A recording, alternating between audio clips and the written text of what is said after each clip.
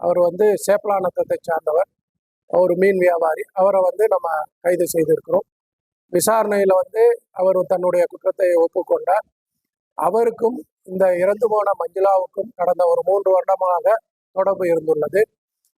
சம்பவம் அதாவது நேற்றைக்கு அதிகாலை, அதாவது இந்த அம்மா மஞ்சுளா வந்து சென்னைக்கு சென்று விட்டு நேற்றைக்கு முந்தா நாளில் நைட்டு 9 மணிக்கு பஸ் ஏறுறாங்க. நேற்றைக்கு அதிகாலை கோழியனூர் பஸ் ஸ்டாப்பில் இறங்கி அங்கே போய் வந்து இந்த சம்பத்குமார் வந்து பிக்கப் பண்ணியிருக்காரு.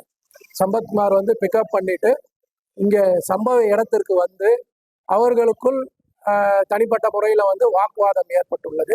அந்த வாக்குவாதத்தின் முடிவில் வந்து அவர் தன் கையில் வைத்திருக்கிற சின்ன கத்தியை வச்சு கழுத்தை அறுத்திருக்கிறார். கழுத்தை அறுத்துட்டு அப்படியே அங்கேருந்து ஒரு 10 அடி தூரத்தில் இருக்கக்கூடிய பள்ளத்தில் போட்டு மண்ணை போட்டு மூடிட்டு போயிடுறார். ஸோ இன்றைக்கு தான் நம்ம வந்து அது வெளியே தெரிந்தது. ஸோ இந்த சம்பத்குமார் என்பவர் வந்து இப்போ கைது செய்யப்பட்டிருக்கிறார். சம்பத்குமார் அவர் வந்து சேப்பலாநத்தத்தை சார்ந்தவர், ஒரு மீன் வியாபாரி. அவரை வந்து நம்ம கைது செய்திருக்கிறோம். விசாரணையில் வந்து அவர் தன்னுடைய குற்றத்தை ஒப்புக்கொண்டார். இனி செல்லும் இடமெல்லாம் செய்தி. தந்தை டிவியின் வாட்ஸ்அப் சேனலை ஃபாலோ பண்ணினா செல்ல இருக்கும் இடமெல்லாம் செய்தி. இதோ QR கோட் இப்பவே ஸ்கேன் பண்ணுங்க, ஃபாலோ பண்ணுங்க.